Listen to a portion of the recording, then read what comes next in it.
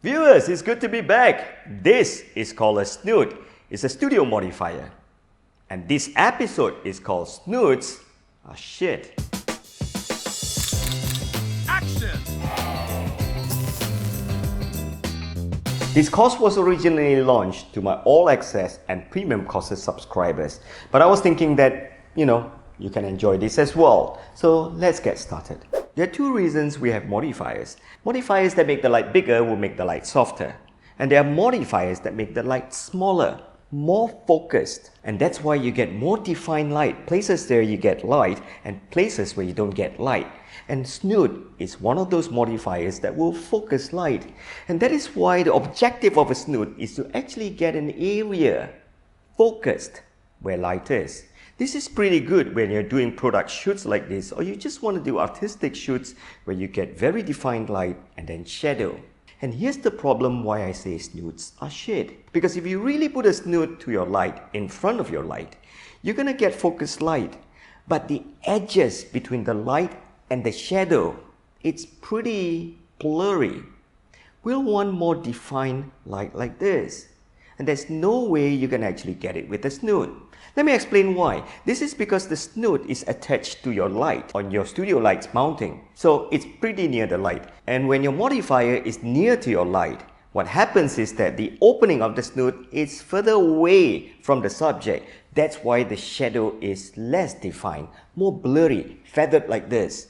And if you follow my advanced flash photography class, I taught you that anything that's nearer to the subject and away from the light will get more defined shadow. When it's nearer to the light, it gets more blurry shadow, more feathered shadow. And you can also learn this in the premium courses where I did gobo lighting. And this part where I talked about how far or how near the gobo flag should be to the flash. When it's nearer to the light and further away from the subject, you get more feathered shadow. When it's nearer to the subject, further away from the light, you get more defined shadow. And then you must be thinking that, okay, if the snoot is so lousy, alright, great. Humankind has created a lot of lousy stuff and they're still around. And they're mostly in the parliament. And then you would have seen products like this. The Fresnel attachment to your studio lights. What they do is they use lenses. And these stuff are never cheap. Look at the price. So what you do, you can actually focus light to a spot. But if you really look at this, you have two disadvantages. Number one, you need to have studio lights. They rarely work on hot shoe flashes because they have no attachment. Number two, they can be pretty heavy because of the Fresnel lens that helps you to focus the light. And number three, they are so expensive, I can't even afford that. They could be more expensive than your studio lights. And here's the thing about Fresnel attachments like this. They're not much better than the snoot. They still don't get really spotted light. Look at this. So how do you overcome this? Let's put all this together and understand the theory. If you're my e-learning product photography subscriber, you realize that I actually use a cardboard with a hole to help me get more defined light on the logo of the Essex shoe.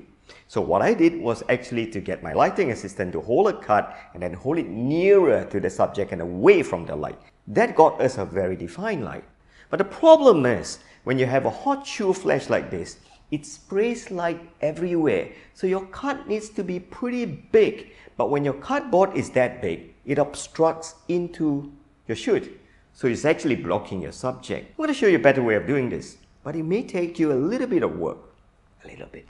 So how do you get focused light with very defined shadow if that's what you're going after? First, you need to get yourself a corrugated core like this. Or, if you buy backdrop rolls, they actually come shipped with this box. Get one of this. And then cut it about 1 to 2 meters length. So you have two ends which are open. And then get yourself a mounting board card like this. And all you need to do is cut a round hole, depending on how big you want it to be. This is a little bit too big if you ask me. But always remember this rule. A small hole can be made bigger. A bigger hole will only become bigger.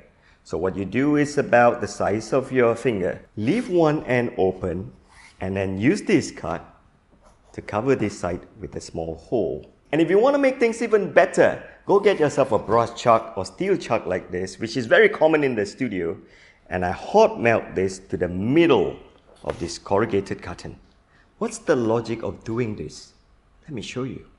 Get yourself a light stand, get yourself a swivel like this, and this is where this whole thing comes together. Put the brass chuck through this swivel, tighten this, and there you go.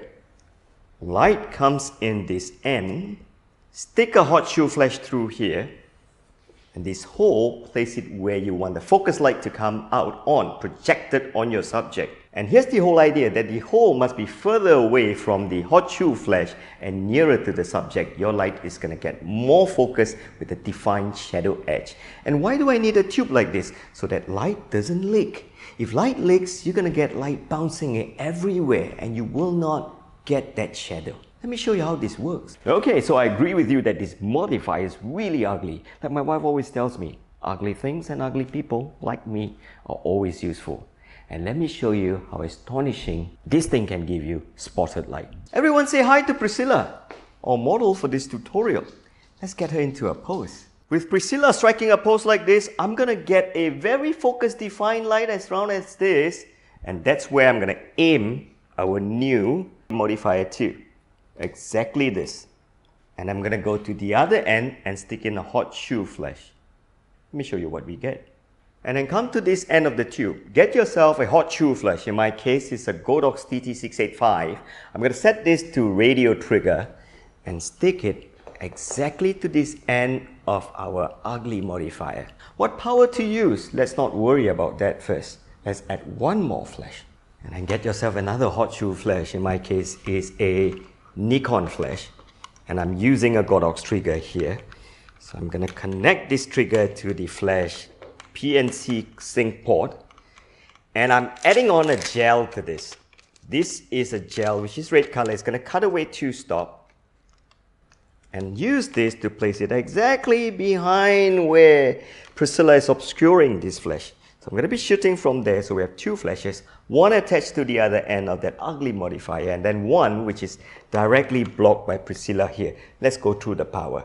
I'm going to be using f16 because I want everything dark. When you have a high f number, your shadow is going to be darker. And then I want my shutter speed to be high as well, as high as 1/200 without breaking the sync speed. And since I want everything dark shadowy, my ISO is going to be low.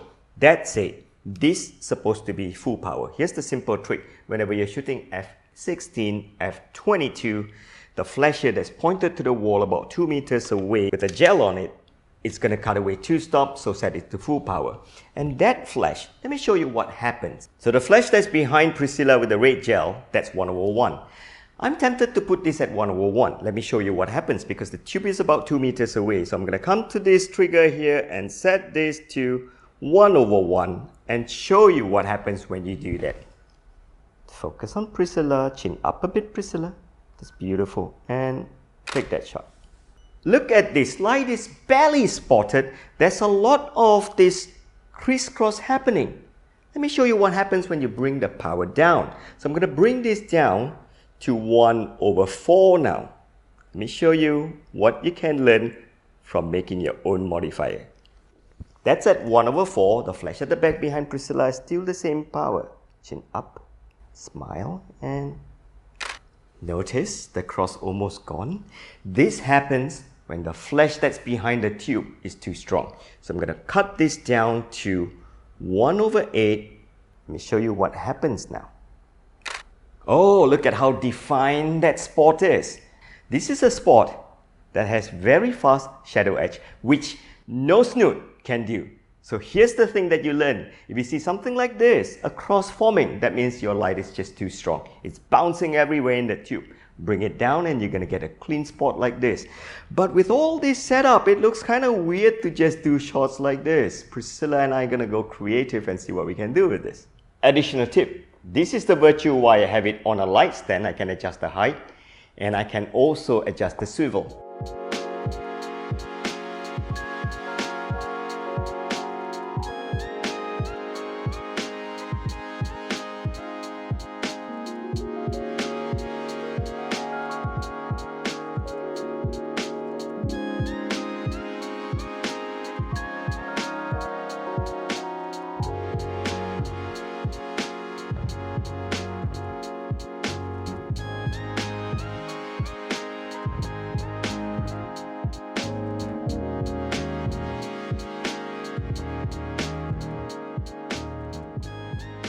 So viewers and subscribers, there you have it. That's one of the best way to get the hole very near the subject and away from the light without the light straying. So remember this, in photography or anything else in life, you just need to use the theory correctly, experiment, explore, and come up with new things. And new things are rarely expensive as long as you're willing to explore and try them out. So remember, continue creating and continue being creative.